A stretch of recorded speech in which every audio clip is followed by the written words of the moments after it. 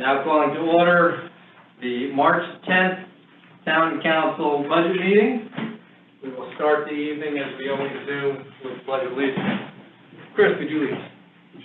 I pledge allegiance to the flag of the United States of America and to the republic for which it stands, one nation, under God, indivisible, with liberty and justice for all.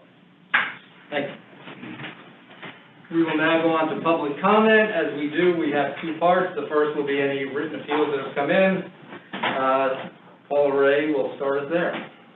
Yes, I have two public comments to do tonight. The first is from Jordan Bernier, 19 South Ridge Road. Dear Farmington Town Council, we would like to express our support for the inclusion of the Tungus Mead Skateboard Park remodel in the 2021-22 year budget. We are lifelong residents of Farmington, and our involvement in the Farmington Skate Park dates back to a meeting at the main library in the autumn of 1998. Our friends and families joined us inside the crowded community space to show support for a public skate park. The town worked quickly to achieve this goal, and the following year we saw the first skate park constructed at its initial location on Britain Avenue. About 1 year later, the ramps were relocated to the Tungus Mead Park. For over 20 years, we have been skating these cherished ramps. Today, we visit the park several times a week. We can attest that the space has long been overdue for repairs and updates. Since its relocation to Tungus Mead in early 2000, the skate park has not seen many improvements. Outdoor weather conditions have caused the asphalt ground to deteriorate and the seams between ramps to separate. With each rainstorm, rocks from the parking lot flood the space. What's more, some of the ledges have been rendered unusable due to neglect and vandalism. Despite the damage, skaters still use the space on a daily basis, and the skate park remains a popular feature of Tungus Mead Complex. In the past 2 decades, Central Connecticut has seen a number of new public skate park constructions, as well as skate park remodels in New Britain, Newington, and Canton. New and improved parks bring new participants and fresh enthusiasm to the sport of skateboarding. Similarly, when Farmington Skate Park was in good condition, it would see hundreds of visitors weekly. We are confident that repairs and updates to the skate park will boost participation and generate enthusiasm among beginners and experts alike. The need of safe outdoor recreational space is of great importance in 2021, and Tungus Mead remodel would be an excellent opportunity to renew and improve a well-worn public space. While it may be long overdue, the town's renewed support and interest in the skate park is great news. We will follow the future town council updates, and we hope the park remodel can remain in the upcoming 2021-22 budget. Thank you for your support, Jordan Bernier and Alan Quigley. And then secondly, last night I read comments from Jay Tulin. What I had been given was incorrect. This is what he had wanted to have been read last night. My comments this evening are in regards to a cooperative initiative I brought to your attention recently entitled Mayors United Against Anti-Semitism. It is sponsored by the American Jewish Committee, an advocacy group, and the U.S. Conference of Mayors. There has been a dramatic upsurge in anti-Semitic incidents, and in particular would remind you that we had an incident this summer in Farmington, a webinar for Holocaust survivors sponsored by Voices of Hope. There also have been incidents in Newington and West Hartford and numerous others in Connecticut. I can provide a document with over 40 incidents that have occurred throughout the world since last summer. Incidents on social media, physical threats to individuals, and actual destruction of property. For all these reasons, it is my belief that it is a definite call to action that should be considered. I have spoken to the director of the AJC and some of the local mayors that have signed on, and it is my understanding that the portal that allows mayors and community leaders to sign on to this initiative will expire this week. So I ask for your careful consideration in this critical matter. Thank you. Okay. Now, before we open up to any public comment we have, I am going to add one that we had. I was remiss in not adding it last night from Justin Bernier. This is a letter and some questions regarding the Farmington High School building project. Paul, I dropped one of these comments on your desk. Do you have that copy? Okay. I do. Great. Can we have that just added into the record? Yes, so that will be put in the record. Thank you. For tonight's meeting. Perfect. Okay. And Anna, do we have anyone online? We do. We have Matt Hutchbacher, so. Matt, before you go, just a reminder, please state your name, your address, and try and keep your comments to 5 minutes. Matt Hutchbacher. Hey everyone, Matt Hutwagner, 4 Deepwood Road. You know, I'm here as a parent, as a taxpayer, to support our education budget. You know, as you all know, Farmington is known for its great schools. Parents and taxpayers continue to expect a high level of service from our schools, and I ask the town council to continue support for our schools. A comment about the rainy day fund. You know, after the council goes through the budget and turns over every rock and sharpens every pencil, and done their sort of compassionate and complete review, I encourage you all to consider the use of the rainy day fund to alleviate the tax increase, as well as alleviate any cuts to services or capital projects. As you all know, especially with capital projects, we continue to push those down the road, and it continues to hurt our facilities. You know, if the town council doesn't necessarily want to go that approach, I'd be curious to hear why. Are we concerned about the bond rating agencies? I know we're trying to do a high school project, so I get that. But I'm not sure anyone would argue that the use of the rainy day fund in this climate, in this pandemic, would be something that you couldn't argue about. Again, you know, I look forward to watching these meetings. You know, the last one, just about the meetings in general. You know, I think Zoom is here to stay, and the technology is here to stay. So I hope as we just move forward with public meetings and we're back to sort of normal times where people can be in person, that the council and the rest of the public meetings can continue to use Zoom. I hope it's still in the budget. I can't imagine it's a major expense, but you know, from a parent perspective, the engagement from the town has certainly been increased. Just from a PTO perspective, the parent engagement at PTO meetings has doubled this year because everyone can kind of do it from their house and be engaged and watch the meeting. So I hope that's something that the council considers going forward as well. Thank you. Thank you, Matt. Anna? Emily Fellini is next. Emily, you're up. Hi, how are you? I think I just unmuted myself twice, which is surely enough. I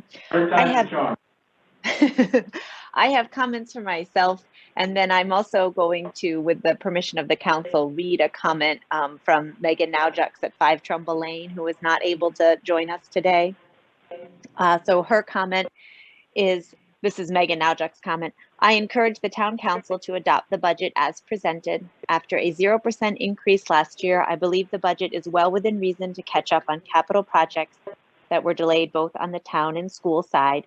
I fear that our town and educational services will suffer if we do not catch up, and I respectfully ask the council to consider the impact of the pandemic, not just on finances, but on the well-being of our residents and the vitality of this community going forward. Thank you. And my own comment, my name is Emily Collini, and I'm at 30 High Street.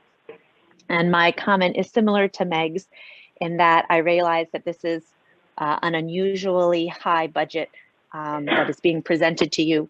And I think we are in extraordinary times. And I understand if there needs to be, you know, justification of why it would be a high year. And I think the pandemic is proof that we were tight last year. We tightened the belt when we needed to. We were unsure what to expect. I know we were offering tax deferments and no one knew how that was going to play out. But now with more information, I do think it's important to get back on track, because the further we slip, the longer and harder it is to get back to where we needed to be. And I know the town leaders here in Farmington are always very cautious and careful at keeping the town's best interests at heart, and also, you know, seeing the long picture. So I encourage you to consider that as you make your decisions this year for the budget, and keep in mind that falling further behind will surely cost us in the long run. So I encourage you to be generous with your allowances for the additional increases this year. Thank you. Next up is Tim Kelly. Tim? Yes, give me a quick check here. Can you hear me? You're good. Great. Tim Kelly, 62 Westview. Look, this year has certainly been different and difficult one on many levels. And we absolutely respect all the hard work people have put in to pull through it. But today, obviously, we're here to talk about next year. I think it's fair to assume that by Labor Day, anybody who wants a vaccine will have gotten it. So better, more normal days should be just ahead. I was surprised to see the budget increase request from our school system. They are asking for a 4.3% increase on top of last year's $70 million budget, which was a 3.35% increase over the previous year. The superintendent obviously felt empowered by her board to bid high this year. Apparently, the Board of Ed in one morning Zoom meeting was able to go through a 200-page budget document and not find any areas to trim. For you liberal arts majors, that's less than 1 minute per page. But I guess we'll chalk it up to COVID malaise. In these discussions, you'll often hear people talk about cuts, but the fact is we've never decreased the school budget in Farmington. We've always increased year to year through thick and thin. So if we're going to increase the budget, the question is how much? Rather than just be inwardly focused, perhaps we need to benchmark ourselves. And we don't want to compare ourselves to the general Connecticut state averages, because I think that can be a bit of a slow race.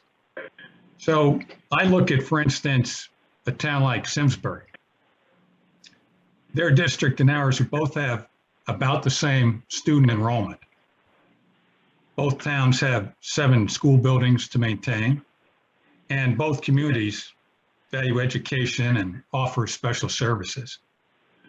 Simsbury is proposing a school budget of 2.1% increase. Now, West Hartford is budgeting a 2.2% school increase. Our other neighbors, Plainville, 2.2%.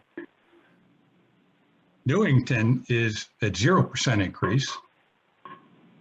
And I understand Manchester's at 0%. They're not really a comparable district, but certainly we can't have more challenges than they do. Now, based on the latest available data, we're already spending more per student than Simsbury and West Hartford, as well as Granby and Cheshire. And we're spending about the same as Avon and Glastonbury.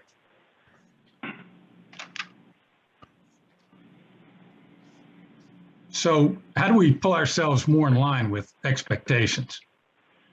The first and largest cost factor, obviously, is personnel. And every year, as you know, there'll be a case to add just one more program and a couple more people. The superintendent, though, is requesting an additional 7.5 headcount in this budget. So the fully burdened cost of that is about $750,000. This should be rejected. Last year's pre-COVID school budget was funded and resourced for enrollment of over 4,100 students. So why do we need more headcount at this time to teach the same or maybe less in the coming year? Now, the second biggest issue is the utilization of federal funding that has already been set for Farmington schools. The superintendent wants to spread the $1 million over the next 2 years at $500K per year. Given what we know, we should apply the entire amount to this coming budget year. That's a net add of $500,000. Because I think it's clear with the massive new stimulus package just being passed, there will be a lot of follow-on funding rolling downhill to our schools for the future years. And then the third category of increased expenses to be addressed is what I would call miscellaneous. So when you go through the budget, you've got a new equipment / other line for an additional $120,000. You've got custodial supplies with a 58% increase, $74,000. So in a post-COVID world, I'm just wondering, as an example, why we would need that additional expense. Then there's another area where we're talking about desks, window shades, and some other cosmetics at the high school for $30,000. You know, we shouldn't throw another bucket of paint at the high school, given our intent to build and furnish a new facility. And then we're looking at increased membership fees of $20,000. So if you just look at those 4 miscellaneous line items, that's $250,000. So these 3 areas of savings, the personnel stabilization, the federal funding usage, and the miscellaneous expense control, will enable us to give Farmington schools a budget increase of $1.5 million instead of the requested $3 million. We'll have the same number of teachers, same level of education services. There's no need to eliminate anything we had last year or the year before. And I think that's a strategy we need to embrace at this time. Now, there are a couple other major areas of budget concern that we may or may not solve tonight. Can you hear me, Tim? Yeah. Okay, you're at 7 minutes now, so if you could try and wind it up. All right, I'll tie it up here real quick. Thank you. So A, director salary cost is up almost $500,000. That's an increase of more than 50%. This is overhead, not teaching resource. Enough said. And over the past decade, our school district embarked on a strategy to invest heavily in resource and programs to provide special ed services in-house. The justification was that we could do it cheaper and hopefully better than sending kids out of district. However, this budget request plans to spend an additional $400K on public and private tuition. So we will spend almost $1.2 million for private school tuition. So again, we spoke earlier about utilizing the extra $500K of federal funding this year. Perhaps it could go towards the unusual spike in special services that we seem to be dealing with. And gentlemen, good luck in your deliberations. Thank you. Thank you. Anna? Yep, one more person, Don. I don't have the last name. Don, you tell us your last name. Yeah, Donald Doobie, 94 Oak Ridge. I've already submitted public comments, so I just want to supplement them. I think we should think strategically and tactically over the next couple months here. Strategically in the sense that how does Farmington's tax rate and proposed tax rate compare to some of our neighbors, which in the marketplace we are really competing with them. For decades, we've always been pretty much in the lowest quartile, maybe in lowest 10% in terms of tax rate. So I think we've done very well. What I've been able to find recently, Simsbury's proposing a 0.45% tax increase. Now, a lot of that has to do with the fact that they've got a big jump in their grand list because of a lot of development. I understand apartments, for example. Avon's looking at 2.9%. I haven't found anything else recently. So I think 3% is absolutely the maximum that we should be shooting for. But really the 1,000-pound gorilla in the room is the high school and what its impact gonna be. The finance director listed one scenario of how the taxes might increase over the next 5 years or so. I added it up, something around $546 per year for the average assessed house, which if you divide by the tax that house might be paying, it's like 8.6% to be phased in over 5 years. That's a jump. And that's on top of the nominal 2 to 3% that we're gonna get year to year, typically. And just for a reference point, I am now retired. And the Social Security cost of living adjustment for those drawing Social Security benefits is 1.3%. So that's something to keep in mind as you set the tax increase. Finally, tactically, I know you're talking about possibly holding the referendum in June. There may be reasons for it so early, maybe the budget cycle with the state. But really, you got to think about this. You're going to go to referendum in April, asking for whatever you're asking for, 2-3% tax increase. If that fails, there'll be a second referendum in May. And then just 1 month later, you're going to be going to the voters again, looking for approval of $110 million or so for the high school. And retirees, I find out, have a lot of time on their hands to read all the documents and all the information. And they can do the addition and they'll see 8.6% phased in over 5 years. That's a lot to ask of the voters. So I think you should really think about whether you want to have back-to-back referendums, if you will, and whether you might not try to spread it out so you can do some marketing, so to speak, in the meantime. Thank you very much. Thank you, Don. That's all for public comment. And we are seeing no other public comment. Last call. Okay, with that, we'll move to item D. I make a motion to consider and take action on the proposed fiscal year 2021-2022 budget. Joe Capper, second. We have a motion and a second. Kathy?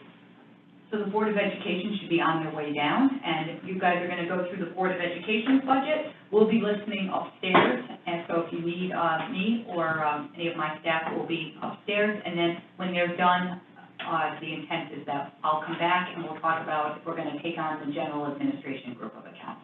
Very good. Okay. And I'll remind the council, we have absolutely no authority on how the Board of Education spends their budget. As the fiscal authority in town, our job is to set their budget. They decide, and they have sole discretion to decide how they spend their budget. So in past years, we've had digging down, and we've tried to direct them. It is not our job to direct them. It is our job to set the budget. So I just want to remind you all of that. And with that, we will welcome.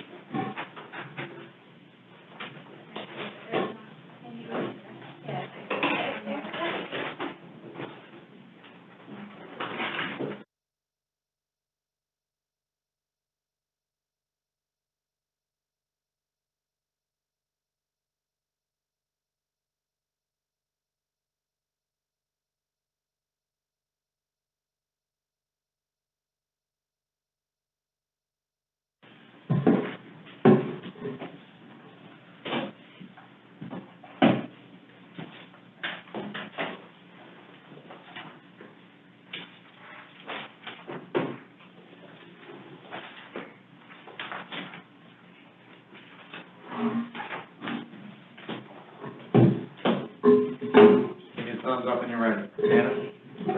Okay, we are back off mute, I believe. So welcome to the Board of Education. Good afternoon, everyone. This is Ellen Sayuda, Chair of the Farmington Board of Education, and to this council, we are back. We have our whole team here this afternoon, and I want to introduce everyone. We, of course, have our Superintendent of Schools, Kathy Greeter, Kim Wynn, our Assistant Superintendent, Alicia Bowman, Assistant Superintendent of Finance and Operations, along with Beth Haber, our Business Manager, Matt Ross, our Director of Technology, Sam Kilpatrick, he is with us, our Director of Facilities, Lori Singer, our Director of Special Services is also here. She's with us remotely. Lori Singer? Yeah. And Kara Bridgewater, our human resources coordinator. So as I said, we're all here as a team to provide more clarity on our budget and answer any of your questions as we'll be going through our budget section by section. And as I stated last night, this budget was presented to the board last month at our budget workshop. We did an extensive page-by-page review over many hours, and as you know, we brought this budget to you. The board voted unanimously on this budget. Very proud of our board. They're very thoughtful and intelligent and committed people on the board. I know myself, I am a liberal arts major. I'm an English major. I don't know what other majors our board members are, not that it matters, but so we did bring that budget to you without making any reductions. Some context with that, this is an unprecedented year, and as a board, we had a front row seat to what our school district has been through this year. And I give so much credit to our superintendent and her team and how they have literally held this district together and kept our students and our faculty in school and just literally put their heads down and kept going. Many other districts have not been able to do that as successfully. Farmington, we're super proud of that. We have an exemplar leadership team. We're just very fortunate. But, you know, it's been challenging, and I feel that our board, the feelings I get from them, that we feel an increased sense of responsibility to ensure that we can recover from this and that our students can recover from this. And of course, we want to work with you. We need your partnership to do that. So again, for the benefit of this meeting, I just want to reiterate the themes you saw in our budget. You saw rebuilding and reinstatement after significant reductions to our budget. You've heard many of the impacts, of course, of COVID-19. And you know, we have a continued commitment as a board to our equity, inclusion, and social justice work, and we share that commitment with you. I also stated last evening as a board and central office team that we want to work together with you on this budget. We want to find the balance that we need. And it's not lost to us that the new high school referendum coming up, that there is a new high school referendum coming up. No one understands the importance and desperate need for that building more than those of us that are before you here. But we also feel a responsibility to our students and our faculty. This pandemic has taken a toll on learning at every grade level, and we have escalating mental health and behavioral issues, and we need to invest in the recovery of our students and faculty because we could be dealing with this for quite some time. It's important to remember that COVID will, the ramifications of COVID will be with us next year. It's not going away. So I just implore you just to keep this in mind, you know, as we work together. And now I think I will turn it over to our superintendent of schools, Kathy Greeter, as we take you section by section of our budget. Thank you. It's nice to be here today with all of you in person, and I'll start by going to the first section of our budget, which is the salary section. And the salary series accounts for 65.6% of the total budget, with a 3.38% increase. And I went over in my presentation, you know, the various, and we can look on that page or that slide up on the screen. This is all of the associations' increases for next year are on this slide, just so that you can see where we are with each of our groups. We are negotiating with our non-certified, our classified staff this spring.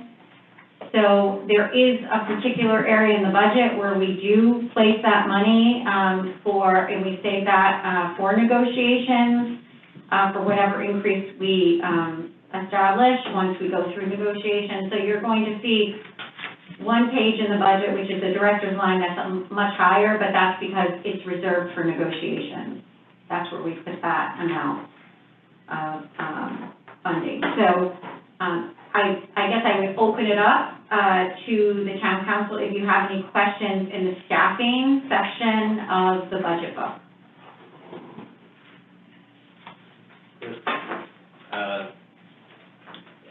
I'll start, because on the first one, I would just echo Ellen's comments and thank you, Kathy, and the entire administration for all your efforts this past year in carrying our students through a very, very difficult, challenging time. Just on the negotiations, I mean, having served as chair of the board of ed, been involved there, and knowing the data that we collect, has there been any impact on negotiations in other towns that we do? Do we have that data and how that's turning out? Is it impacted by COVID at all, or the negotiations that you see, or? We do have comparable data. We always get all of the negotiated contracts where that they land, and, we always try to be in the bottom of the top third or in that particular area when we end as far as the percentage increase. But you're not seeing any trends or anything yet, No, we really haven't seen any impact at this point. So it's very similar to what we were experiencing before COVID. I was just curious. Other questions? Brian? Yes, quick question. I also want to say thank you for all you're doing for our schools and for our town, and for the value of our property, and definitely for the kids in this tough time. But there are a few things that I do want to ask, and that is, it's been brought up in earlier comments from the town. They're making comparisons are being made to other school systems, which I understand, but of course, when you're looking at aggregate numbers like that, it's very much like you're comparing apples and oranges, because each of us has different needs. But to provide information for the town, as we go through the process, would you be able to explain some of those points that are important to what makes Farmington schools stronger and better by making that type of investment? And, maybe we obviously don't have the same kind of needs, and we don't need to talk about other schools. We definitely want to talk about ourselves and what we're bringing to the table and to the town by making those investments in our school system. Sure. Yes, so first of all, thank you. I do want to say that it has been a collaborative effort with our faculty, staff, our families, students, administrators, our Board of Education getting through this year. We're really proud that Farmington has been in person all year. It's really remarkable that we haven't had a situation where we've had to go out to remote learning for prolonged periods of time, like many districts are not even get in person until, well into the school year. So we're really proud of the collaborative work that everyone has done, and it's been a heavy lift for us this year. So just thank you all for recognizing, everyone's efforts in the school district. I would say that, it is a bit of a unique year. We certainly have all the fixed costs, and I do think that there's a particular slide within the presentation that gives a good indication of, the major drivers, and that is, what the budget drivers are. So salaries, of the 4.3%, 2.23% are salaries, that the negotiated salary increases that I referred to. We also have, it's not as large as some other years, but self-insurance does have a 0.6% increase. And that just has to do with not only our claims trends, but also those catastrophic claims, and we are experiencing some of those this year and last year. So that does impact what the increase will be. I think a big, two big drivers this year are special services, and I explained that in my presentation. It's 0.57% of the total 4.3% increase, and it has to do with unanticipated enrollment. So students who transfer in that are already outplaced, So they're already in a program, and then they transfer into Farmington as a student, and those costs then are, you know, that's on us to pay for those outplacements. We have a very, really significant, we have many specialized programs, because we have a philosophy in Farmington that our students should be educated within the district, and we should, and that means that they can fully, you know, really take advantage of all of the programming we have here, both during the day and after school, you know, our sports programming, our arts programming. So it's a real benefit to educate our students here in Farmington. So we have several specialized programs that students are able to stay within the district and they're educated within the district, but there are times that students transfer in and they're already outplaced. So this is really primarily that situation for the 0.57%. Another driver is reinstatement of items that we reduced in the 2020-2021 budget. So you'll see here it's about $366,072 or a 0.52% of the 4.3. And it basically is facility projects, K-8 summer schools, and technology. So that's what makes up that amount. And then for transportation, we do have a probably higher than usual increase in transportation contracts, but we also, you know, if you look at our ranking for transportation, we also need to, you know, be fair to our bus company. And so that, the last 3-year contract, they were a little higher increases, but if you looked in the past, we had very low increases in transportation for many, many, many years. So that's 0.22% of the overall 4.3% increase.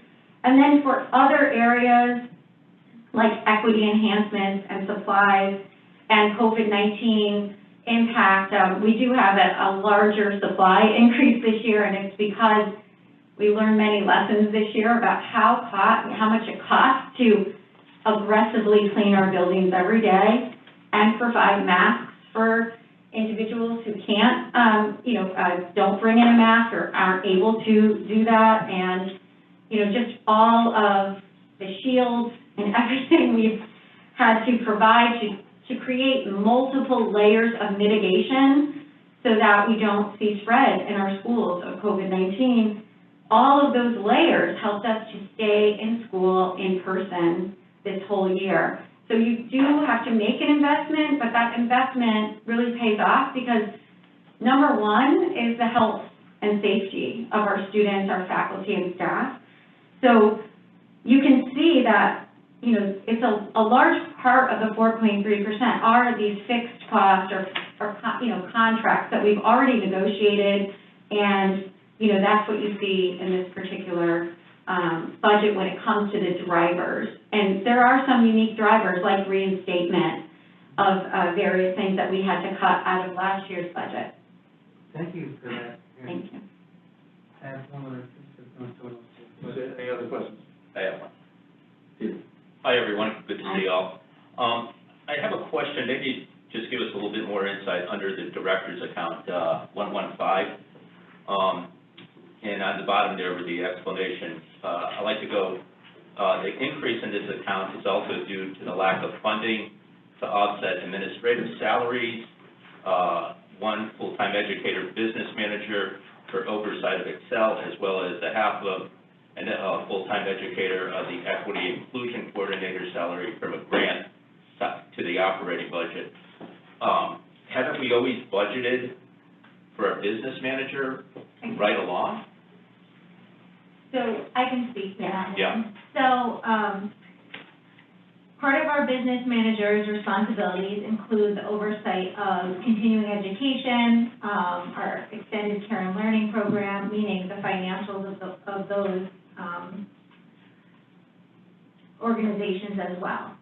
So those are self-sustaining, and those have seen a significant decrease during this last year in their operating funds because we have had a lack of participation in those programs due to COVID-19. And meaning, sorry, That's meaning okay. Excel, Yep, so there was a dramatic decline in Excel, subsequently less revenue. you got it. Okay, so now we're trying to make up the difference for the lost revenue? Yes, Okay. Yep. And putting aside everything else, what would that figure be for the Excel and the inclusion coordinator salary? well, the equity inclusion coordinator is not part of the Excel. That I understand that, but okay. it's in the funding for this account, right? Yes, it is. Okay. So you're asking what the dollar amount is Yeah. for those two? Yeah, So the equity inclusion coordinator is $38,250 in our budget. The business manager is $94,432. And also in that line is what Kathy referred to previously was the reserve for negotiations for the. yeah, I get that part, monetary side. yeah. Yep. There's other things in there as well, but those are. Yeah, my main question was just, the shortfall in this account was due to the revenue from the Excel, and we're trying to make up for that to pay for the administrators?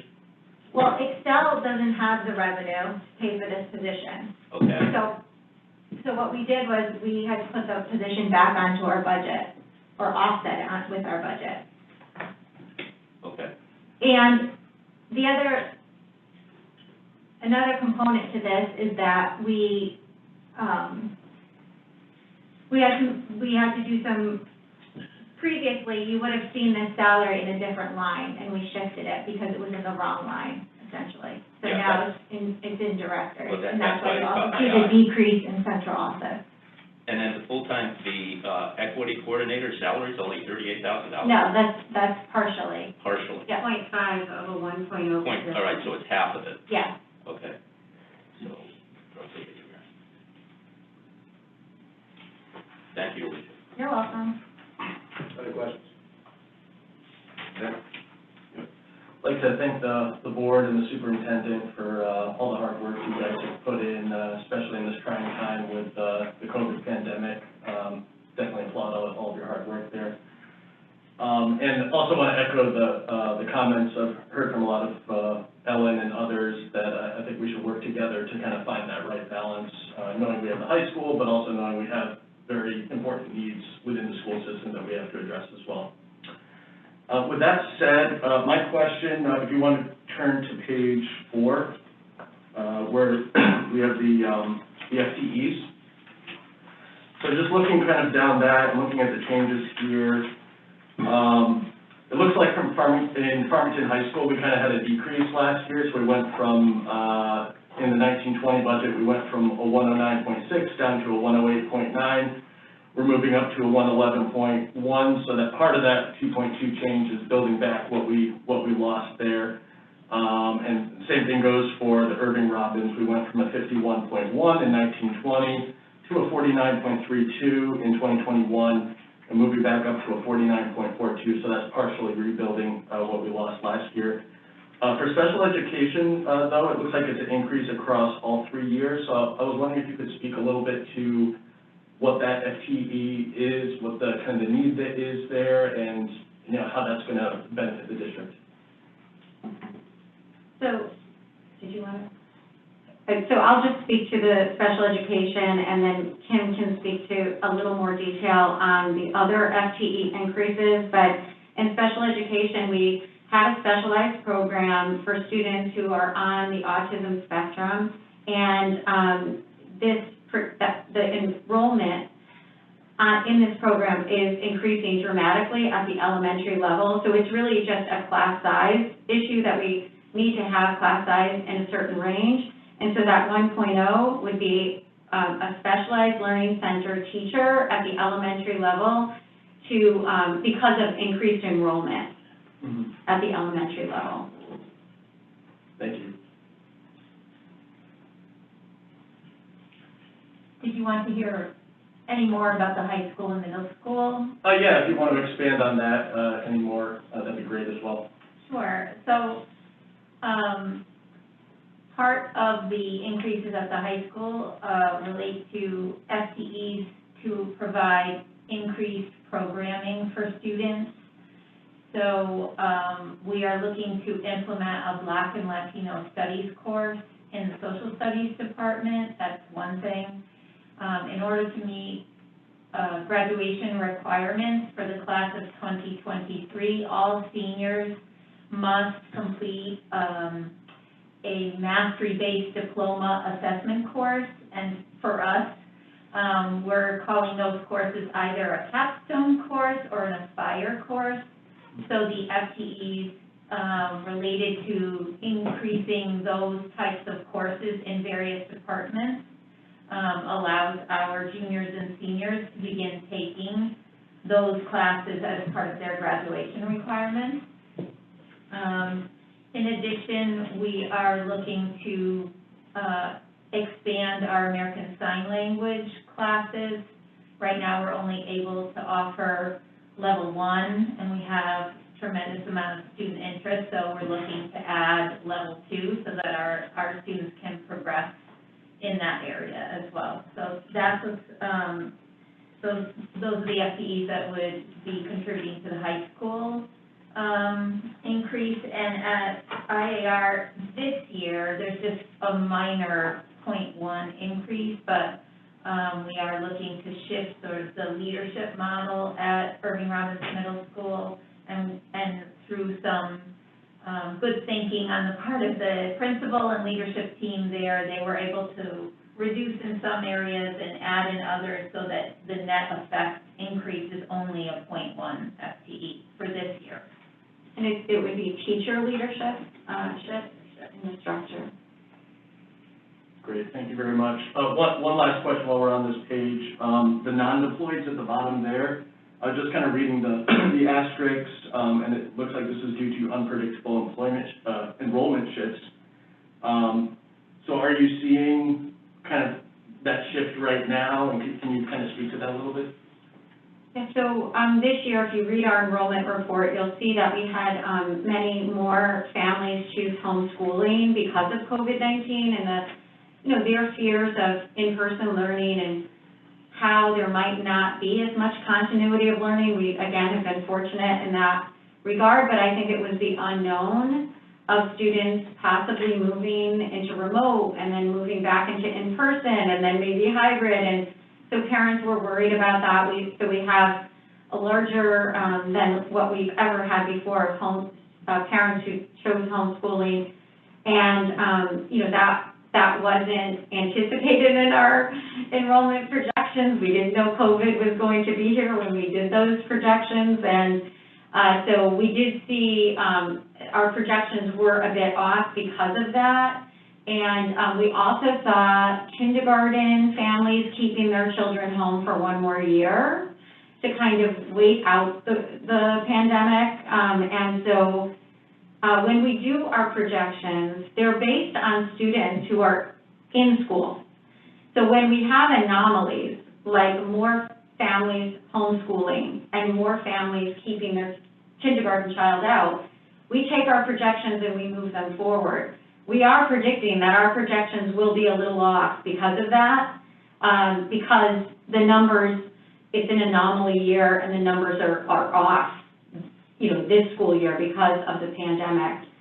So what you see here is elementary non-deployed are really within board policy. We just don't want to deploy them yet, because what we've learned over the years is if you deploy too early, you could deploy them to the wrong school. So we hold back to FTE every year, and we wait until the summer when enrollment really does stabilize, and that's when we deploy those teachers. So we're just trying to be we wouldn't want to deploy them early, realize that we deployed them to the wrong areas, but, class lists have gone out, all of that has gone out, and then we have to add FTE. So it's really to be very fiscally responsible to wait and deploy those two teachers so that we're not having to then deploy more. The COVID non-deployed certainly have to do with a worry about our projections given this anomaly this year. But it's also, if you're a parent in district, you will see that we've had a lot of substitutes this year, and we've had more teachers out, and some for the whole year, that because of the pandemic. And so We did put 2.0 COVID-related for not only the enrollment issue, but also if we continue to have COVID, and we really are trying to figure out what does it mean, when everyone is vaccinated. Will we still have to wear masks? We believe from what we're hearing from DPH is a yes. We will still have to socially distance. There may be a similar pattern this year with more teachers out. So we were just trying to also plan for that issue, not only on the enrollment side, but on the health and safety side too. Thank you for the explanation. Brian? All covered. I just want to follow up on something on that. When you mean by homeschooling, the parents have taken over the instruction of teaching their children? Mm-hmm. Yes. Wow. So how many kids or families took their kids literally out of the system? Off the top of my head, and this is really, I have to check, but I think it was 53. 53 kids or families? 53 children. 53 homeschooled. children. That's much higher. And again, I'm really trying to remember on the All right. enrollment report, but I believe it was 53 children that would have been in school that are homeschooled. And you've had, and I would say you probably at this point have dialogue with them, asking them how they feel about bringing their kids back into the We system. absolutely do. Yeah. Yes, both the kindergarten families who kept their kindergarten children home for 1 year, and they'll enter kindergarten in the coming year, and those homeschooled families, many of whom would be returning, and again, returning depending on how things are with the pandemic. Right. And the majority of those kids were kindergarten age or all over? All, I would say, a variety of grade level. Okay, thanks. Other questions? Joe? It's not on salary, if that's okay. We can move off that. Again, thank you both, Ellen, Kathy, for all your work, your boards. It's obviously you guys have a strong passion for our students and you advocate for them very well, so thank you for everything you do. And just like Ellen said, we have to find a balance. You guys obviously are advocating for a portion for our community, and yet we still have to worry about our disabled, our elderly, our retired, our single families, and stuff like that. So balance is definitely a key issue. I definitely want to see this high school passed. I don't think we'll get a third chance at this, so I definitely want to see this budget come down a little bit so we can get this done. But my question is on the racial equity task force. I know, I said on the board, obviously, I know you guys have seen the bullet points come across your desk. I know there's a line item already established. Can you tell me a little bit more what's included in that line item? So you will see equity enhancements across all of the series. So I would say that it's not just in salaries, it's not just in, one or two areas, it's across many, many areas. And so I was looking, the overall spreadsheet we did. Yeah. I think I have it. Okay, got it. So if you wanted to know, like in this budget where we see the equity enhancements, it's about $274,750 because it's across all series, and I can give you some examples. Please. So 0.5 of the 1.0 equity and inclusion coordinator is $38,258. Library books about $18,000 because we have been for many years, and we continue to shift the library purchases to books that reflect the students within our district, and all of the diversity that's such a strength here in Farmington. We want to make sure students have access to books where the characters look like them. That would be library books. We also have classroom libraries within each classroom, and that's about $4,000. Summer internships, $3,000, and that's when we bring new faculty on, and we really are doing a lot of recruitment in this area to have more diversity within our staff, faculty and staff, and then we would want them to start a bit earlier, just so that they, as they transition, it's a really smooth transition into our school district. Curriculum development, about $6,000. We have a new partnership we're really excited about, Equal Opportunity Schools Partnership. It's a $20,000 partnership. They are working directly with our high school to increase the number of Black and brown students accessing AP courses at our high school. DM Group software, that is purchased to really maximize our special education staff through scheduling and having the most efficient scheduling possible, but it definitely is, has an equity impact there so that we're really maximizing our faculty when it comes to services to children, and that's $12,500. We are creating a summer AP program that directly comes from the Racial Equality Task Force, and that would be, again, a summer AP programming to kind of give students a head start. When it comes to AP courses, that's $4,000, professional development, $6,000, so we're doing a lot of, equity, inclusivity training, and social justice training. And then recruitment efforts, $3,000, and then bringing our summer school back into our budget is about $160,000 because we did reduce that. So that is absolutely an equity, because these are students who, across our district who are not meeting standard and require, summer programming. So those are, but it totals about $274,750. Okay, for the summer school, for the AP courses, so are you preparing them for AP courses coming into the high school, or are you trying to bring them up to us? Obviously, summer school is to, help kids get to their level where they're supposed to be. Just really giving them a bit of extra time prior to the school year beginning, so that they're really prepared for the level of rigor in our AP courses and just a head start, with that particular course. I don't know, Kim, if you want to say anything, because I know you're working directly on this. We just met today with the Equal Opportunity Schools Partnership and talked about, we've gone through a pretty significant process to identify students with what we're calling AP potential.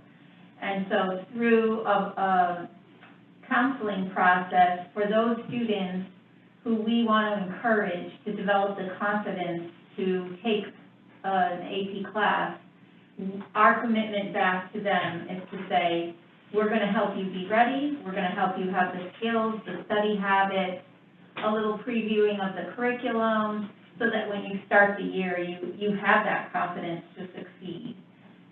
It would be something like a 2-week AP, for lack of a better word, like an AP boot camp, to help those students who are going to enroll in an AP class.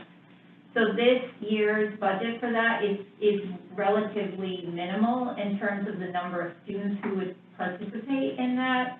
And Equal Opportunity Schools Partnership will help us develop the program, model it after successful programs that have already been created in other districts, so that we can start, very successfly right out of the gate.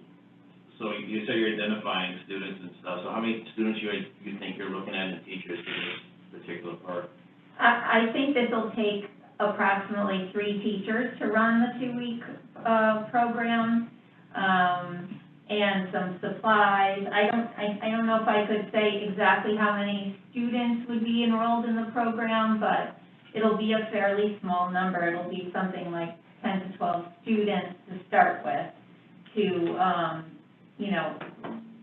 because they'll be enrolling in different, they won't all be taking the same AP class.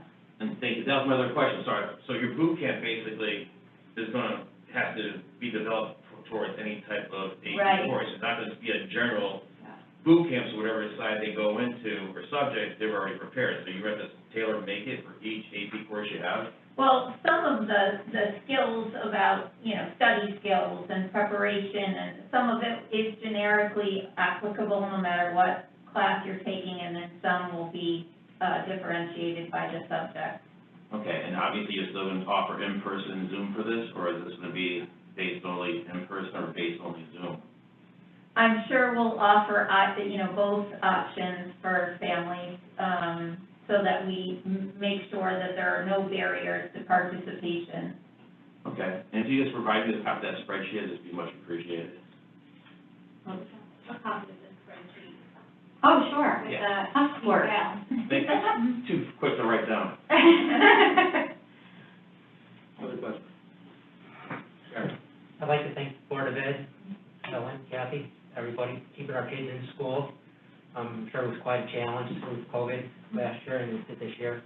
I just had a quick question on nurses. I see an increase of 1.5. On the nurses. Am I maybe on the right page here? Which page are you looking at? Maybe page 12. Accounting goals. 121 to the time. Yep.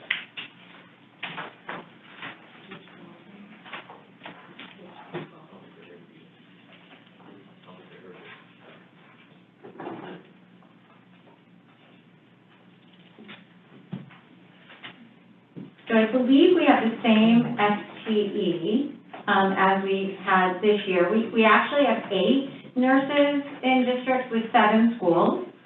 We added a floating nurse a few years back, which was a blessing during a pandemic, for sure. But there is, not that we are following it strictly, but at the high school, with the number of students we have, you usually have a nurse for every 750 students. So having a floating nurse really does assist quite a bit up at the high school. The floating nurse also goes to various schools when we have to do screenings. Westwood is notorious for, by the state, the state of Connecticut determines when we have to do particular screenings, health screenings on students, and for some reason, the 5th, 6th grade level has a lot. And so there are periods of the year, times where our floating nurse would go to Westwood to assist. Our floating nurse also helps with when a nurse might be out, and, it's wonderful to have someone who's a Farmington nurse who's covering. So we're really thrilled that we were able to add a nurse a few years back, so that we have 8 nurses.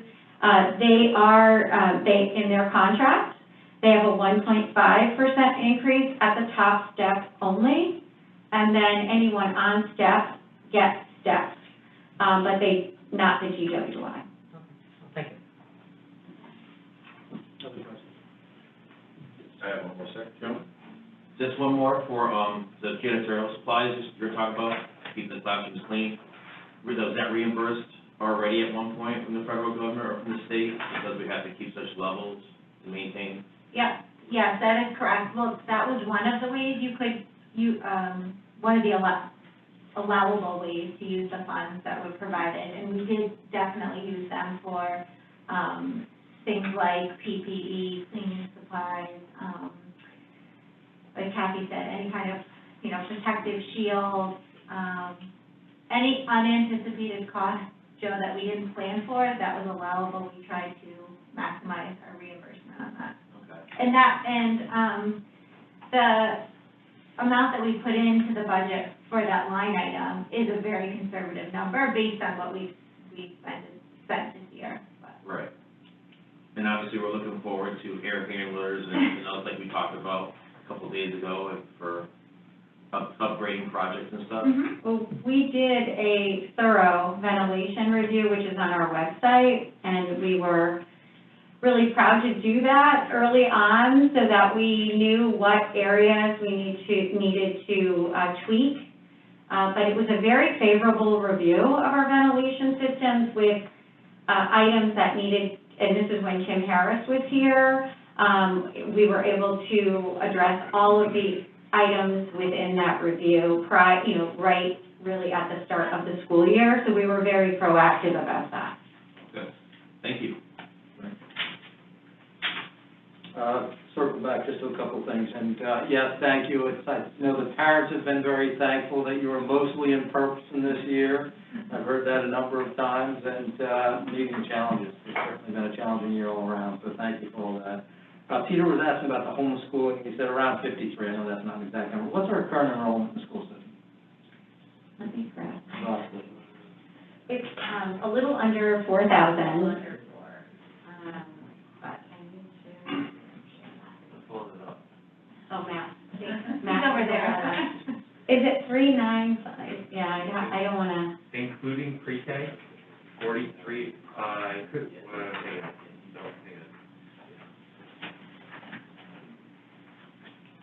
4,133. And what's the change on that, year over year?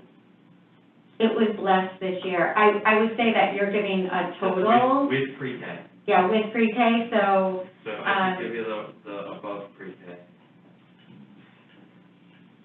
it should be actually in the back of the book, right? Enrollment. Yeah. Without pre-K, it's 4,006, and that does not include any of the out-of-district or magnet kids. So just because it's in the back of the book and under enrollment B1, it was, and that's, you were given a number with preschool, it was 4,068 in 1920, and that's on October 1st. And then in 2021, it was 3,994. So we did have a decrease, but you could associate that directly with those two trends I discussed.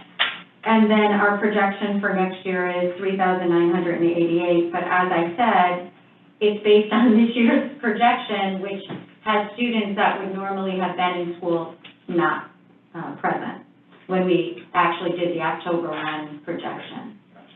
Great, thank you.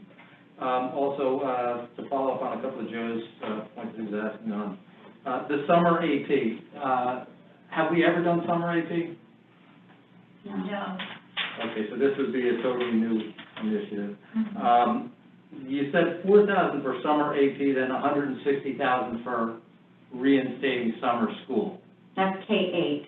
Okay, K through 8. And that's for everyone in K through 8.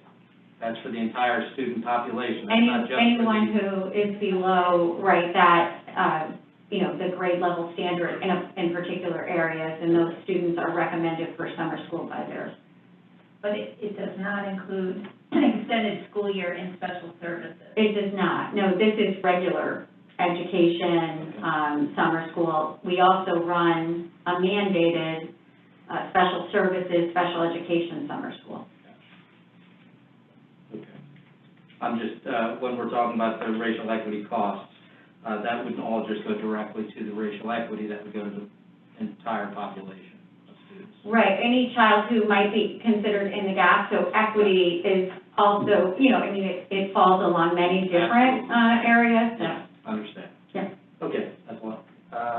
No more questions, I think we can move on to the next section. Thank you. So the next section of the budget is benefits, and this accounts for 16.6% of the total budget with a 3.56% increase over the 2020-2021 budget. And I would just open it up to any questions you have in this section. Questions on benefits? How were claims? Start there. How were they this year? Yeah. Well, this is I feel like we sound like a broken record, but it was an odd year, so, a different cycle than normal years. And actually just had a claims utilization meeting. So as Kathy said, we do have some catastrophic claims. That's unfortunate. Some that we hope, are going to trend in a different direction, and some that are lasting. So it looks different in the spring, and then we saw in September a big spike as people got back to work, and then we pretty much, the year itself has kind of evened out. So this year's request is definitely lower than we have asked for previously, in our percentage increase. I have one more. Sure. I made a note here. I think I ask this every year, but on the HSA contribution, this is the, feed money we give to, employees to get their HSA account up and going. The, $876,000. So each contract is different, and each association negotiates that. Usually it's a 50-50 split with the district and the employee, usually. Okay, so for the teachers bargaining unit, what feed money do we give every contract year? It must be every year part of the contract. Do we contribute $1,000 to each individual? It depends, it all Yeah, it depends on, depends. yeah, whether Bargaining you're unit. family or an individual plan. Okay, so, we still continue this practice of priming the pump, so to speak? Yeah. Yeah, and we also have a co-insurance. I would just tell you that that is highly unusual in municipalities or in boards of ed. We had always negotiated a co-insurance, so when someone meets that deductible, they're still sharing costs beyond that. And then we have like an out-of-pocket max, so they continue to do that until they hit the out-of-pocket max for, their particular contract. We can certainly give you each contract's deductible level and the co-insurance out-of-pocket max. That's not necessary. I'd just like to bring this up every year because it's a huge number that we contribute to the employees every year. That's all. So, for example, for, our administrator union, we contribute 50%, so for an individual it's 1,000, for family it's 2,000. They also do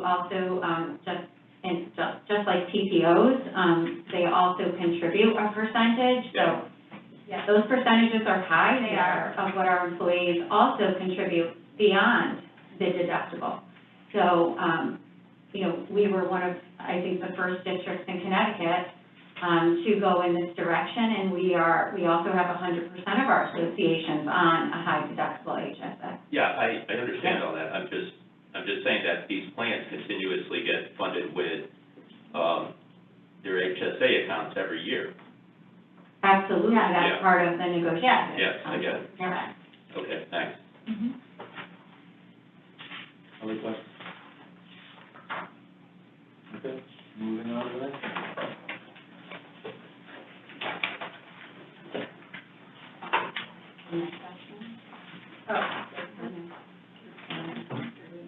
Okay, so the next section is the services series, and that accounts for about 14.32% of the total budget. It has an 8.52% increase over the 2021 budget. And on that particular slide, for services, we provide an overview of, what some of those drivers are for a larger than normal increase in the services series. So one has to do with K-8 summer school and also facility projects that were reduced in the in this budget year. It has our transportation contract in that particular account. We also, and it also accounts for special services, consultation services, and tuition costs. So you see a larger tuition cost, I went over that earlier, than we normally would have. Because we have so many specialized programs within the district, we don't typically see that. But as I explained, we did have some new enrollment that the students were already outplaced. And during this particular year, just a little more challenging, even if we have programming in district, a little more challenging for new students back. Questions on services? Seeing none. Next. Next section is the supplies series, and that accounts for only about 2.64% of our budget, overall budget. There's a 3.63% increase over the 2020-2021 budget in this series.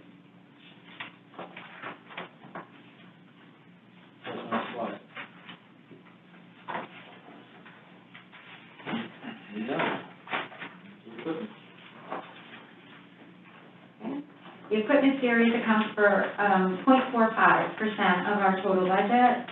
There's a larger increase here because of technology that we reduced last school year. So you'll see a 55.92% increase over the 2020-2021 budget in this series.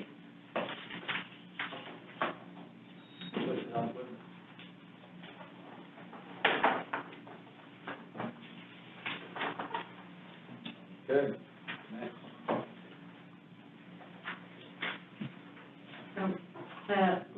Are we on the last series? The last series is dues and fees. Okay. Can I just, direct a question to Matt, and thank you especially for keeping the virtual learning environment, but can you just give a summary of where we are in the one-to-one program and the technology? You can just run through it a little bit to update us and generally on the one-to-one and where we stand on that. I'm gonna move over to the mic. Yeah.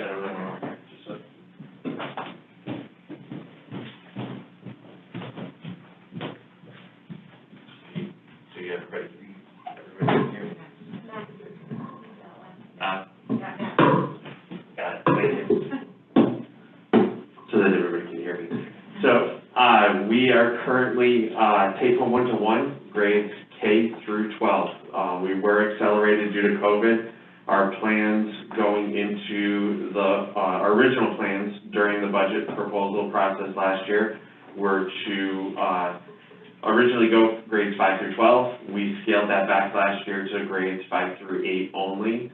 And due to COVID in March, to meet the needs of our students in a remote learning situation, we deployed all of our inventory out to our students. There were major delays on receipt of equipment due to a number of reasons, demand being one of them, but also the available supply. But we did recently receive all of our new Chromebooks that were purchased and are in the process of shifting our inventory. Not knowing what the future is going to bring, and with our original intentions to go to a take-home one-to-one program with our students, we are planning to continue that for the fall. And so the proposed amounts that are in the budget for this year account for continuing with a take-home one-to-one for K through 12. And I say K through 12, we do have a handful of pre-K students with special needs that we do provide some devices for, but it's a much smaller number. We do focus primarily on the kindergarten through 12th grade students. It's a 4-year cycle, so students receive a new device. Well, students receive a new device in kindergarten. They receive a new device in 5th grade, and they'll receive a new device in 9th grade.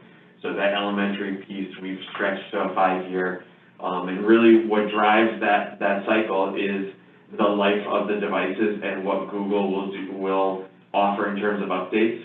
There are requirements put forth by standardized testing that a device has to support a minimum operating system. So we are in the process right now of actually weeding out devices that do not support the standardized testing across all grade levels, whether it's Smarter Balance, NGSS, AP. There are certain technical requirements for even the Chromebooks that have to be in play in order for students to test with those devices. Okay, thank you. I got one question. Since you're still up there, obviously this year is a big expenditure for one-on-one Chromebooks and stuff. How do we do with breakdowns, repairs, parents buying insurance to repair the Chromebooks? Do we see anything out of whack? So we did have a fairly good participation rate in the insurance program. It is optional, we can't force the insurance.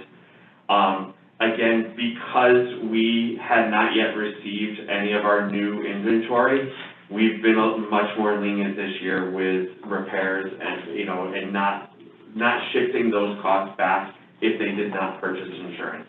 We have worked with families to ensure that and worked with the teachers to ensure that students have devices, working devices, with them at all times. We have seen, I wouldn't say we've seen anything beyond what we normally have seen. The thing is, these devices are being used more heavily now and are traveling. So if you were to average that out, we're not seeing an overall increase in our repair rate, really. But we do have quite a few that come back. So So are we looking to change the model as things change with COVID, or are we gonna stay with the kids taking them to and from? Again, for right now, we're looking at taking them to and from. We may, our original plan was to have classroom-based units at the K-4 level. We may go back to carts in the classrooms. However, again, due to hygiene and just some of the general network-related requirements, devices will still continue to be assigned to a particular student. They may or may not, at the elementary level, may or may not be transporting them to and from school on a regular basis, but we want to make sure we have the flexibility, should we need to, for whatever reason, to provide take-home devices. Thank you. Chris? Matt, and then when we talk about, and this is maybe more a general question, but it exposes my lack of familiarity in technology, but when we're, and I don't know if we can, but in application servers, et cetera, is there synergies with what we do in town, with what we can do on your end? So Brian Rush is my counterpart on the town side. He and I work closely together. In the Capitol, you see the core server systems. That is a shared project that he and I work on. We did work collaboratively a couple of years ago to update the server systems to provide redundancy between both the town side and the school side. There are other areas that we've worked collaboratively, wireless. So the controllers that the school district purchased a few years ago and leveraged federal E-rate dollars for reimbursement on, we have added access points at town properties. And so the Wi-Fi at several of those town properties are tying directly back to the school wireless controllers. Again, it's an economy of scale. At that point, it doesn't make sense for the town to have separate wireless controllers. Anywhere he and I can work collaboratively on things, we have tried. There are certain lines drawn between municipal licensing and education licensing. And so those are areas that we can't do a whole lot in due to the restrictions put forth by the manufacturers, but we have worked as best we can on projects where we can leverage those savings. Okay, great, thank you. Matt, what percent of the population, the student population at this point, does not have some type of take-home device? Roughly 20%, and they're all at the high school, and they just haven't come to pick up their device. So it's not that we don't have one for them. We were, with the shortage on getting those new devices in, we allowed high schoolers to utilize personal devices for this academic year. But with, should they be participating in testing, and our 11th graders are a good example with the NGSS, they must take that test using a school-issued device. So we have been trying to get those into the hands of all the remaining high schoolers, but that's the only place where we have students that do not have a school-issued device. And they've used their own, so they have been able to get educated at home. Yeah. If not tested. Right. Okay, thanks, Matt. Any other questions for Matt? Okay, great, thanks.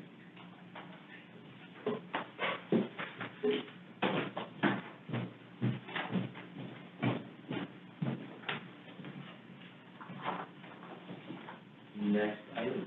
Okay, dues and fees are the last series, and they account for this accounts for 0.36% of the total budget, with an 11.2% increase over the 2020-2021 budget.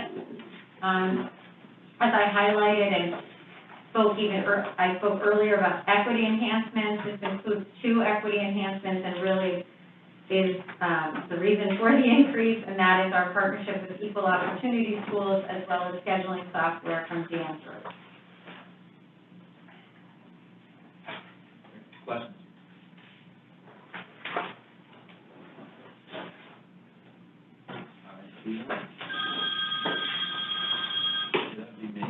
Hands up.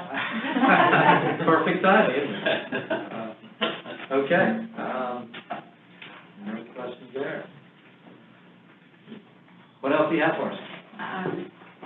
We can talk about capital. Other than, I know we already met about capital, but that would really be the, our full operating budget. For all. General questions on the full operating budget, Okay. for the council. Questions, comments? We've gone through the entire operating budget. Again, the budget for the 4.3% increase. You've just heard each of the different line items that brings us to that point. So, any questions from the council? Seeing none, they're going to leave. If you don't have any questions. Okay. I'll just have a comment if there are no questions from anyone else here. And we had set, and we've had this discussion before, we set a 3% target for a very specific reason.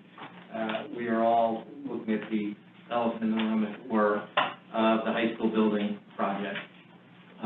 All the numbers that we went through and worked out and calculated, so we as a financial body in town could feel comfortable with affording that to the town, were based on a 3%. That was the reason behind the 3%. I think we'd still like to see how you can work to get us to that 3%, keeping in mind it is an unusual year. There are the two biggest issues are COVID and the racial equity task force that we created that we have committed to funding. So we'd like to see you try and go back with the board and see how you can get us to those numbers. So when we're going forward and going to a referendum in early June, we can follow through on what we've all committed to do and keep to that 3%. So it's, I think it's certainly a big ask, but it's keeping with our 5 and 10-year averages. We've always been, for our Board of Education increases, 2.9 I think for 5 years, 3.06 is the 10-year. So we've done a tremendous job. The Board of Education has done a tremendous job in working very good budgets, which are not onerous to the town. In this year, more than any other year, I think it's critical that we carry on doing that. So that's what I'd like to see and leave you all with, unless there are any other comments. Seeing none, we thank you ever so much for coming in. It was a nice sunny day. We wish we could have been outside, but maybe tomorrow. Yeah. Thank you. Thank you so much. Thank you. Thank you. Thank you, CJ. Thank you.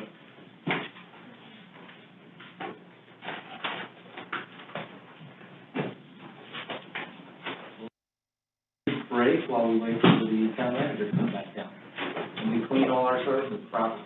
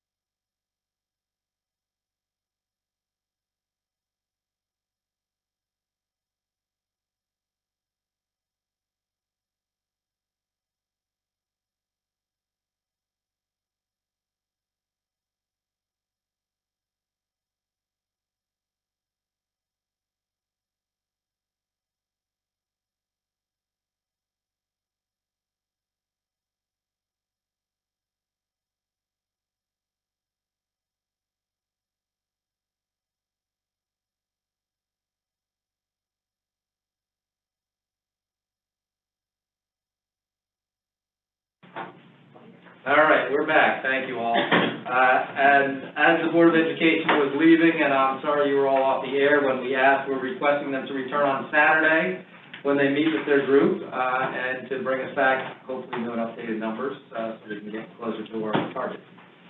So with that, I'm going to turn it over to Kathy Blonsky, who will be touching on the general administration accounts. So everyone, we're working off of the budget book, so if everyone gets the budget book. And Paula, just procedurally, just so I remember, I'm going to give Peter the page numbers. He should make a motion to TA first, and then we discuss it. Is that how we usually do it? TA after, okay. So it's the first group, yellow, general administration. It's budget pages 1 through 25. And those are the general administration groups of accounts. It's finance, town council, legal, town clerk, economic development. So it's the general group of accounts.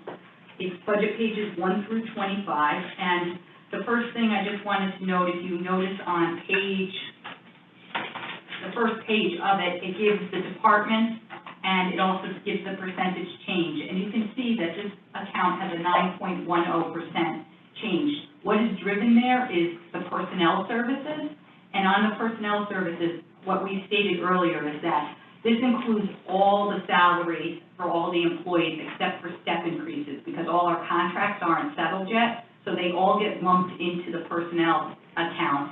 And then when the accounts get settled, when the union contracts get settled, we move them all into the various accounts. So because we don't have contracts and we don't know what the accounts are, all the salaries are in personnel, and you'll find later on in some of these accounts that have salaries, you'll notice that those accounts are probably much lower than usual because you're not getting the cost of living salary in that specific account. You're only getting a step increase, and if no one in your unit has a step increase, there's no salary adjustment in the individual accounts. So other than that, in this account... Excuse me, Kathy, can Sure. I ask a question? I mean, the board, we staggered them. You do them all at once. What are the general contract terms for all the units? I mean, is it, they all, 3 years, or? We were staggered, but because we pushed 1 year, right? Historically, we've been staggered, but different things like 1 year contracts, things like that, unfortunately, it has put them all together. Yeah. And we'll work probably in the future to stagger again. Yeah, I was just wondering, like, logistically, this happens every third year, this kind of accounting piece. It always happens, this is somewhat unusual because there are all 4 of them in there. We usually have some in and some that aren't settled, but this is somewhat unusual because it's all 4, and we historically don't like to go all 4 at a time.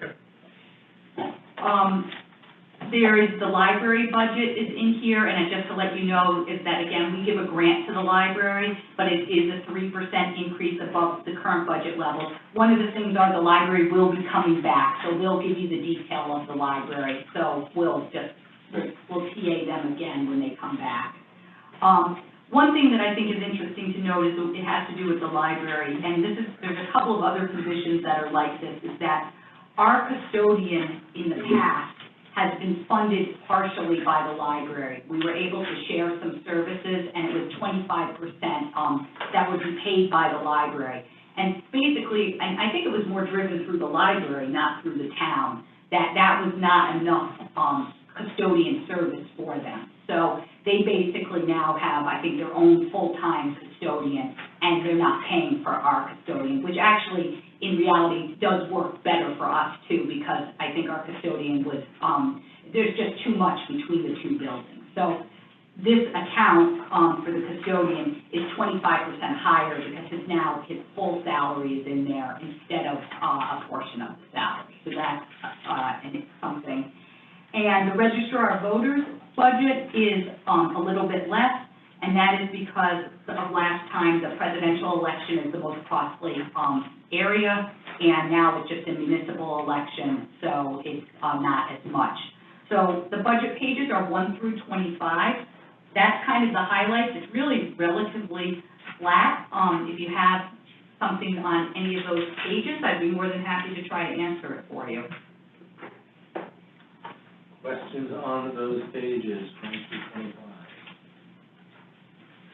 Okay, and just to reiterate, for anyone looking through the book, the personnel services, that is a very high increase, is a catch-all for all the contracts that are being negotiated this year.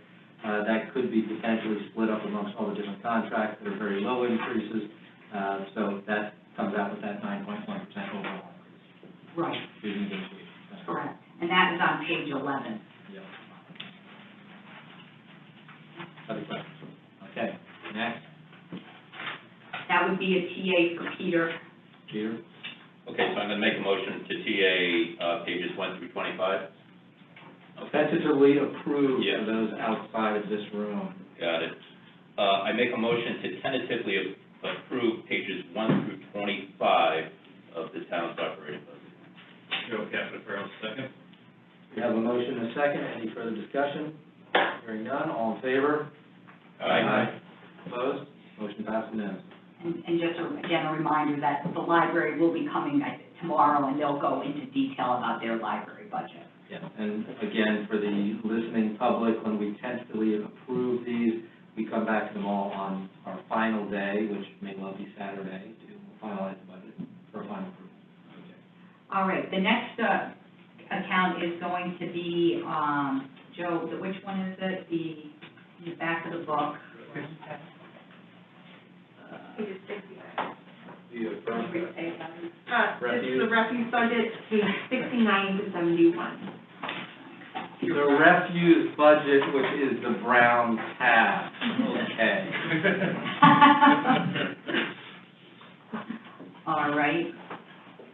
So, is everyone on page 69? So, the refuse collection budget includes the cost of collecting and disposing of solid, bulky, and hazardous waste generated by our town residents and the town landfill operation. The budget proposes a rate increase of $19 and the annual fee of $254 per year. I'm going to ask Joe to kind of go through it. This is separate from the regular budget. If you bring in the revenues and expenditures and they match, so that's on the page, next to page 60. It's the first page of it. So, Joe, if you want to maybe start there.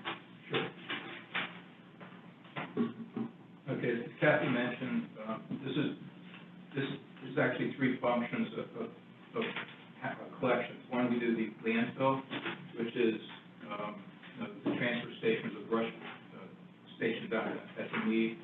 We also do the collection and disposal of household waste, municipal solid waste, and then we have the hazardous waste collection, which we do twice a year. We have the consortium with the other valley towns where we do the drop-off of hazardous waste. As we pointed out on that first page, the summary page, looking at the revenues and the appropriations, you can go into the detail on each one if you like. A couple of things to point out. The landfill is relatively flat from the current year. We are experiencing some increases there, but we do have some offsets. So we ran into a little bit of a problem. Thanks to the tropical storm last year, we used to have a good product with our wood chips and our brush. We have a private contractor haul it away. With the tropical storm last year, there was an overflow of brush, and there wasn't a market to sell it, so that kind of hurt us and raised our costs there. The collection and disposal is where the biggest increase comes, the biggest driver.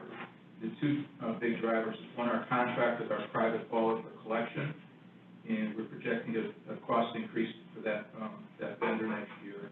And then the biggest driver is tip fees. And you can see that on page 70. The line called tip fees. You can see that's going up over almost $100,000. That's being driven by two factors. And if you've been following what's going on in the newspapers, MIRMA, which is the regional authority where we dump our trash, and they currently burn it. Their plant is rapidly deteriorating and going obsolete, and the state is deciding what to do with how they're going to dispose of trash in the future. As a result, we're actually looking at sending that trash out of state instead of burning it once the plant is no longer usable. So they've been gradually increasing their tip fees. And right now, to give you an idea of the increase that we're looking at next year, right now we're paying $91 per ton to dump at the plant Next year, that's going up by $14, so $105, so $105 per ton. And we have built on next year's budget. The second driver in tip fees is an increase in tonnage. After many years of seeing a steady decline in our tonnage last year when the pandemic hit, more people were staying home. Our tonnage in the last 4 months of the year, of last fiscal year, jumped dramatically. And it's currently, that increase is even greater this past year. Currently, we're about 9%, and our tonnage is 9% higher than it was at the same time last year. So the tonnage is going up. We're projecting that this year will be about 6,400 tons. Last year, we were averaging about 5,700 tons. So the tonnage increase is also driving up those costs. And then finally, we have our hazardous waste, and that's we're projecting to be flat for next year. That, again, is that consortium with Simsbury, Granby, East Granby. That's been working out very well for us. And that's actually something, the town took the initiative to join that group. Prior to that, we were using the MDC's hazardous waste collection. And if we had continued with the MDC, that number that we're looking at for next year, 44,000, we'd probably be closer to $80,000. So we've recognized some significant cost savings by going with the local regional group. Anybody has any questions, I'll be happy to answer those. Questions? Ed, yes, thanks. Yeah, Joe, thanks for all that. Provided a lot of great detail there in terms of the tip fees and how that's being impacted by COVID and other factors. And you mentioned the waste burning plant, the MIRA fee. Are the fees increasing to cover, is the idea that they're trying to cover the anticipated cost of shutting down that plant, and that's part of the fee increase, or is it just more of a general fee increase? It's a combination of the two. One is they need the money to continue to run the plant, and to put the maintenance into the plant to keep it going for the next couple of years. And two, they're also planning on their shutdown and their transition to basically creating a transfer station somewhere in this region, which will then, where everybody will bring their trash, and then from there, it'll be hauled out to probably this, someplace in the Midwest or out west for disposal. So they're building, it's a combination of the two features. Now, if you remember, it was about 2 years ago, the plant actually crashed and they could not use the plant. And at that time, the fee went up. They said it was a temporary fee, it never went down, but in the last few months of the one fiscal year, the fee went up about $8 just to keep the plant going, get the plant back in operation and going. So they're planning for that, again, to keep the plant going. And then also to address the need for transitioning to being basically a transfer station. And I don't know if you know this, but do you know in the future when the plant does shut down and we're sending all our waste to that transfer facility, is that going to be significantly more expensive than the cost of sending it to the plant to burn it that we have today? Yeah, the forecast that we've seen basically indicate that by 2023, the tip fee will probably be in the neighborhood of $135 to $140 per ton. So in 2024 is probably when you start to see the waste being transported out of state. So, because again, you're going to be talking at that point about one, having a place here for storage, two, hauling it, and three, disposing of it, wherever it's going. So realistically, probably by 24, you're still looking at $135, $140 per ton. Oh, wow. Interesting. Thanks for that additional information. And Joe, that's been an ongoing problem, as you well know. I mean, speaking with the Farmington Valley Coalition, the CROG group, this is always a topic of discussion because the plant, as it's getting older and has a very limited life, we know anywhere you're going is going to be substantially more expensive. So we're just endlessly trying to seek out the best, most economical solution, but there aren't too many options right now.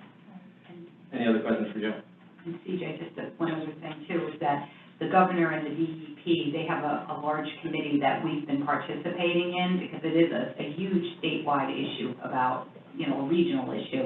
And we have been just so, you know, that Russ is part of that group, and we have been participating on it. And there's a lot of different initiatives that they're pushing out and looking at, whether it's pay-as-you-go kind of trash bags, extra recycling. There's different things that this whole coalition is trying to work on to kind of have less trash and things of that nature. So we have been following it closely, and as you know, and it is a big topic for CROG and for everyone. So, but we are participating with the rest of the region in this. In that sense, Kathy just jogged my memory of something else. Recycling, we do not pay for recycling. We do bring all our recyclables to MIRMA, and they process them. But the problem with recycling right now is there isn't a market. So a lot of the recyclables are not being recycled. They're being stored at the MIRMA plant or there's recycling facility until a market does come around again for that. And that's also built into the tip fee, your ability to keep the recycling program going at this time. So you're actually paying for the recycling program through the tip fee cost. That's a good point, Joe. One of the other things that we've seen, and the Green Efforts Committee has been very good trying to encourage people through things like composting. That's less trash that is being hauled away, so that's a positive. We have alternate pickups for textile recycling that stays out of that. So anything you can keep out of the brown can is a positive for us. Yeah. So that's it with the refuse and collection. Again, it's a $19 rate increase for over the year, and it comes to $254 per household. And those budget pages, Peter, are pages 69 through 71. I make a motion to tentatively approve pages 69 through 71 of the town side of the budget. Joe Cabot, Farrell, second. We have a motion and a second. Any further discussion? Hearing none. All in favor? Aye. Opposed? Motion passed unanimously. TJ, the one other item I thought maybe we could talk about if the council would like to is debt. We could go over the debt. That'd be great. Okay. And see where that is.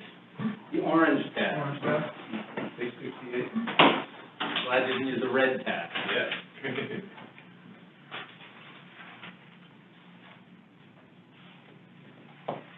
Page 68.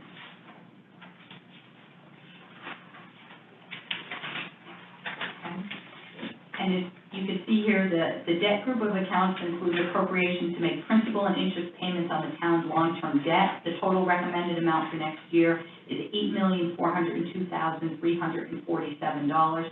This is a decrease of $435,102, or 4.92% less than the previous year. And Joe, maybe if you want to go through it in detail on page 68, just to talk about that. Sure. This is a little bit by some of these lines that you see here on page 68. Contractual services basically where we budget the fees for issuing debt. And it's our bond counsel fees, our fiscal advisory fees, the various costs that we incur whenever we issue debt. That it does have an increase for next year. And the reason for the increase is anticipating that the high school bond passes. We would look to do, again, based on the forecast that I provided last month, we would look to do a bond sale probably in January of 2022, so that we need that approximately $225,000 for that sale that would occur. So that's why you see the increase there. Lease financing, that makes up two leases that the town has, long-term leases. One is for streetlights, and that's about $153,000 next year. And the other one is for the ESCO payment that you may recall back in 2012, the town did, and the board did a collaborative energy performance contract that we paid for it through lease financing. And the town's share of that cost for next year is $87,000. That makes up to $239,000. Then the bond interest, the bond principal, and the CFW loans. You can see the schedules on the page opposite on the left-hand side. That's all of our existing debt, principal interest plus the CFW loan.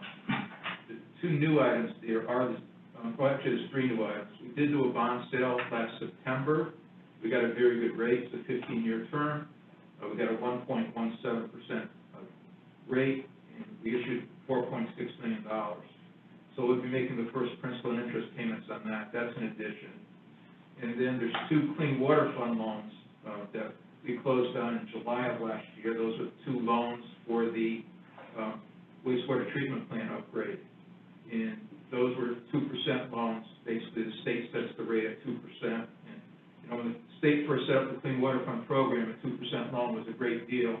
As you can see, it's not such a great deal anymore, or it wasn't such a great deal until the past month or so.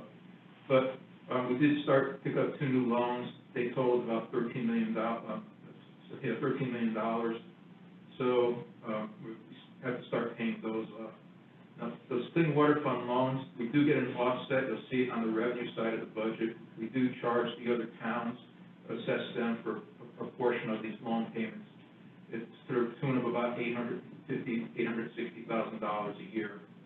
So that help offset that debt service cost on the revenue side.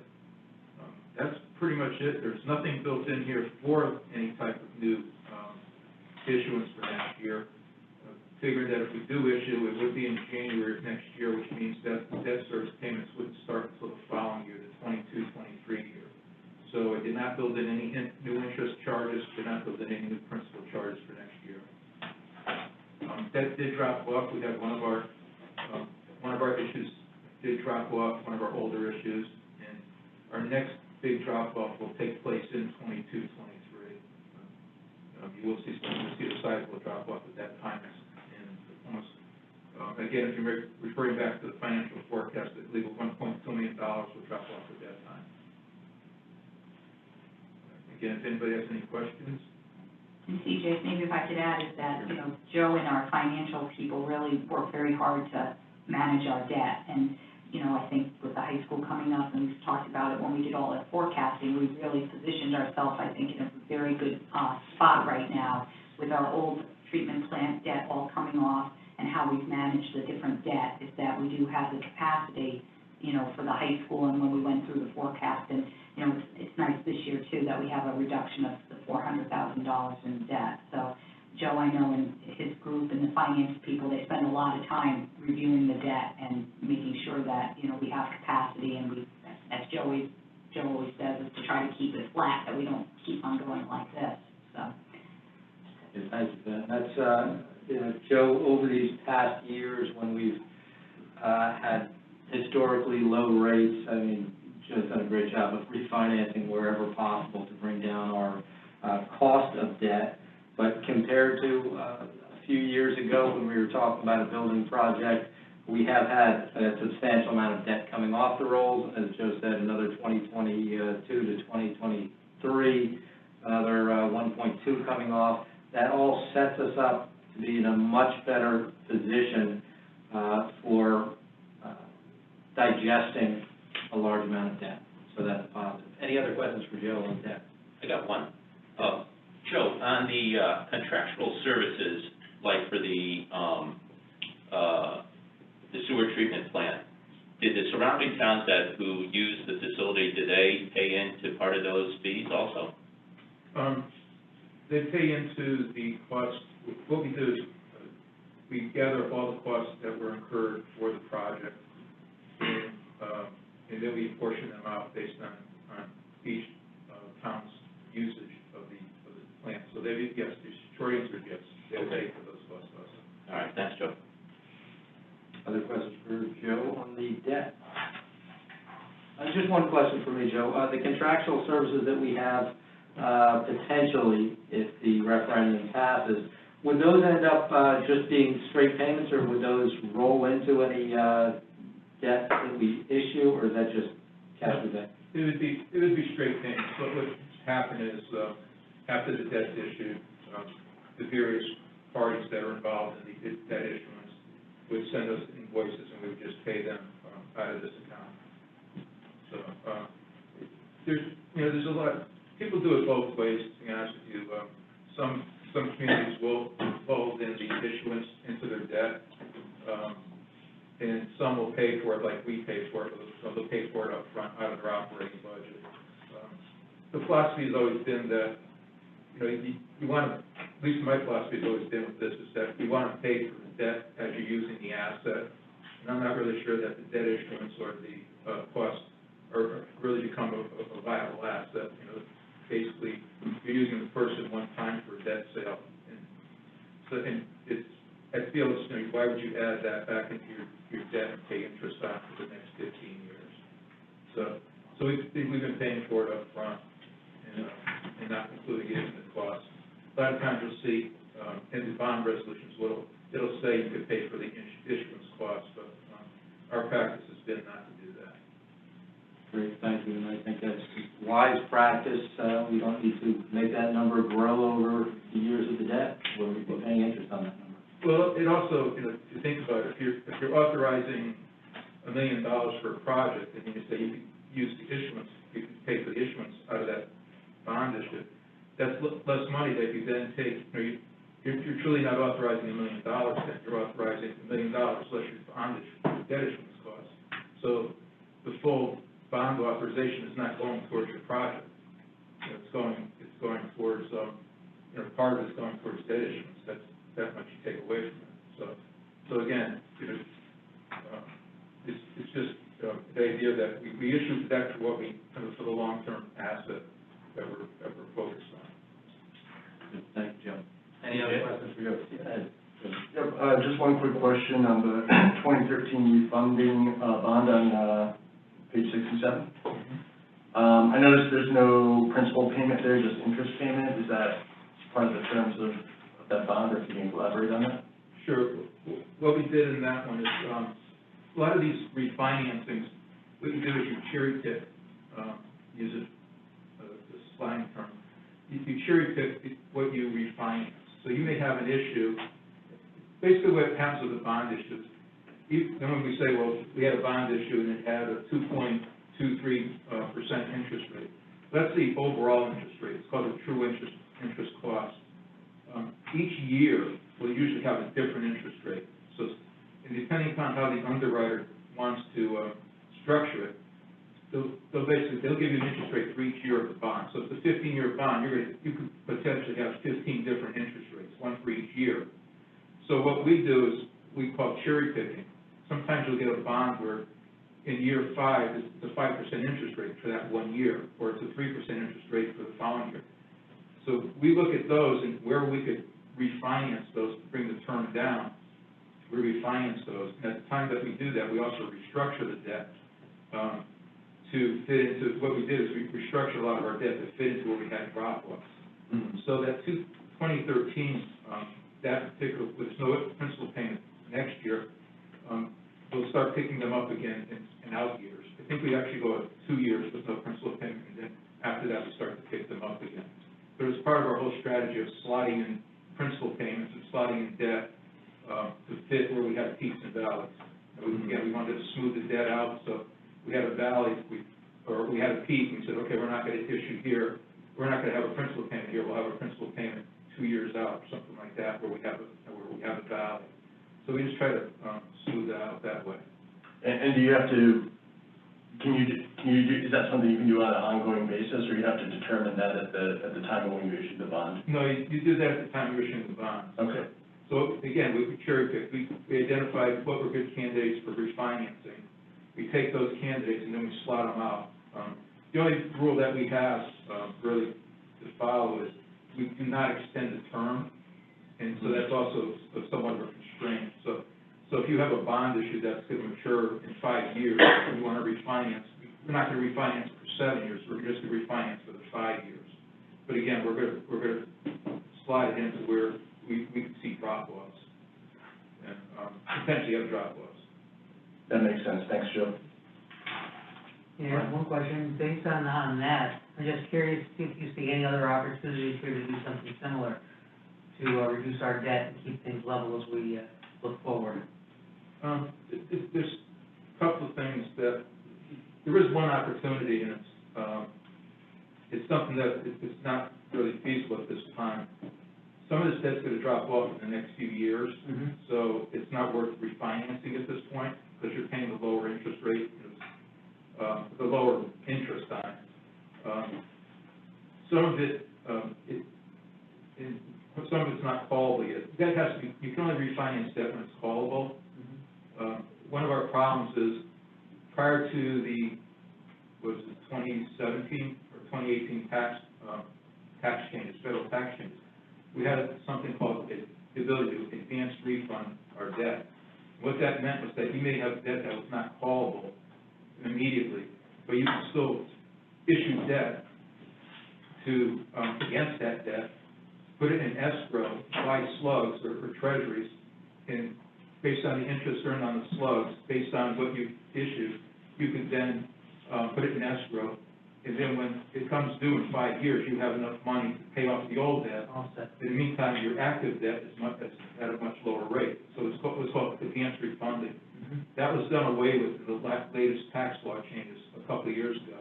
There is some effort at the federal level to bring that back. Matter of fact, the bill has been introduced in Congress to allow us to continue to do that, or to resume doing that. So if that's the case, then some of this debt would be a good candidate for refinancing. The one really good candidate we had up until a few months ago was the Clean Water Fund loans. Even though, as I mentioned before, 2% looks like a great deal. If you look at the 2020 bond issue last year, 15 years at 1.17%, considerably lower than the 2%. And we were looking at the opportunity to refinance, especially that 2018 Clean Water Fund loan. We thought we can get that down below. Our problem is the last Clean Water Fund loan there, that Clean Water Fund loan number 2. That's blocking us because that's backed by the special revenue of the water pollution control facility. So in order for us to refinance any of the other loans, we have to pay that loan off in full. And obviously, we don't have the ability to do that. So that's basically blocking us from refinancing any of the Clean Water Fund loans. Right now, it's probably moot because the rates have been creeping up, so we probably wouldn't get that spread that we need to, a savings spread that we need to make it worth our while. Okay, well, thank you for being vigilant. Joe? Yes, this one about the fund balance. What about the fund balance?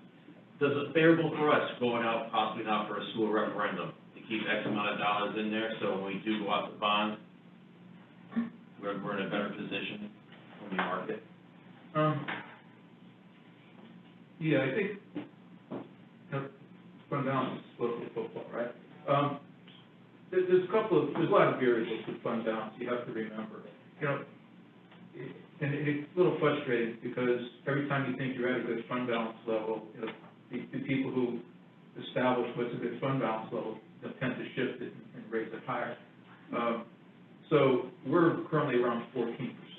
Our fund balance is roughly 14% of our current year operating budget. If you pass the town manager's recommended budget as is, at $118 million, your fund balance next year will be like 13.6%. So don't forget, as you change the operating budget, if your fund balance is stagnant, your percentage is going to go down. It has to go down. The rating agencies for right now, they have always said, years ago when I first started doing this, it was always, oh, you need 8 to 10%. Then it was, no, you need 8 to 12%. Then it was, no, you need 12 to 15%. If I were to go with them tomorrow, they'd say, you know what, you need 15 to 20%. I think where you're at 14% is probably optimal. It's probably good. It's below where the median is in the country, and which is unfair. It's an unfair statistic. But when you look at the AAA ratings in Connecticut, we're probably the lowest fund balance out of anybody. And so our fund balance is solid.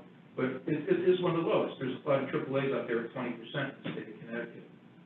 Do I think we should be at 20%? I'd love to be, but I don't think it's realistic.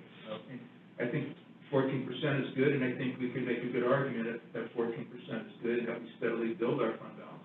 And that's one of our keys with the town of Farmington. That's why we do get the AAA, even though the fund balance is a low number, is we don't use the fund balance to just every year appropriate it and take it and use it for lowering the tax rate or things like that.